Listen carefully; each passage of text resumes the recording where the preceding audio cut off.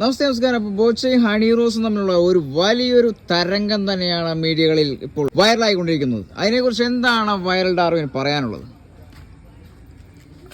എന്നെ സംബന്ധിച്ച് എൻ്റെ പേഴ്സണൽ ഒരു അഭിപ്രായമാണ് ഞാൻ പറയുന്നത്. ബോച്ചയുടെ സൈഡിൽ നിന്നും തെറ്റുണ്ട്, ഹണി റോസിന്റെ സൈഡിൽ നിന്ന് തെറ്റുണ്ട്. ഈ തെറ്റ് എന്താണെന്ന് വെച്ചിട്ടുണ്ടെങ്കിൽ ബോച്ച സദാസമയവും ഡബിൾ മീനിങ് ഉപയോഗിച്ച് നടക്കുന്ന ആളാണ്. അതൊക്കെ എല്ലാവർക്കും എപ്പോഴും ഇഷ്ടപ്പെടണമെന്നില്ല. പല പ്രായമായിട്ടുള്ള വ്യക്തികളോടും പുള്ളി അങ്ങനെ പെരുമാറിയിട്ടുണ്ട്. തികച്ചും മോശമായിട്ടുള്ളൊരു സംഭവമാണ്.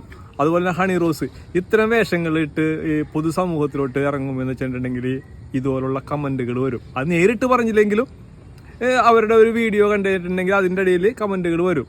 ഇപ്പം ഈ ബോച്ചയുടെ സംഭവത്തിൽ പറയാനാണെന്ന് വെച്ചിട്ടുണ്ടെങ്കിൽ അദ്ദേഹം പറഞ്ഞു കഴിഞ്ഞപ്പോൾ അന്നേരത്ത് പ്രതികരിച്ചില്ല.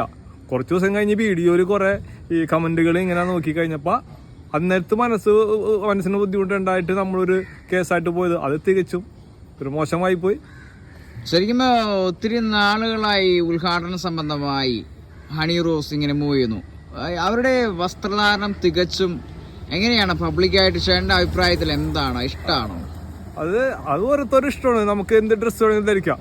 പിന്നെ ഈ ഹണി റോസ് എന്ന് പറഞ്ഞു കഴിഞ്ഞാൽ ഒരു നടി എന്ന രീതിയിലല്ല അവരെ ഈ ഉദ്ഘാടനത്തിന് വിളിക്കുന്നത്. സത്യം പറയാല്ല, ഒരുപാട് നടികൾ, ഇവരെക്കാളും മുകളിലുള്ള ഒരുപാട് നടികളുണ്ട്.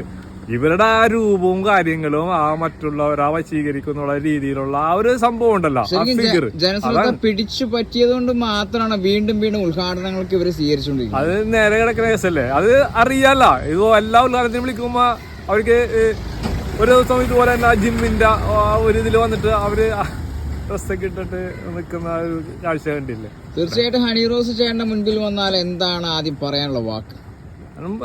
പ്രത്യേകിച്ച് അവരോട് പറയാനല്ല. നിങ്ങൾക്കും വീട്ടിൽ പെൺകുട്ടികളില്ലേ?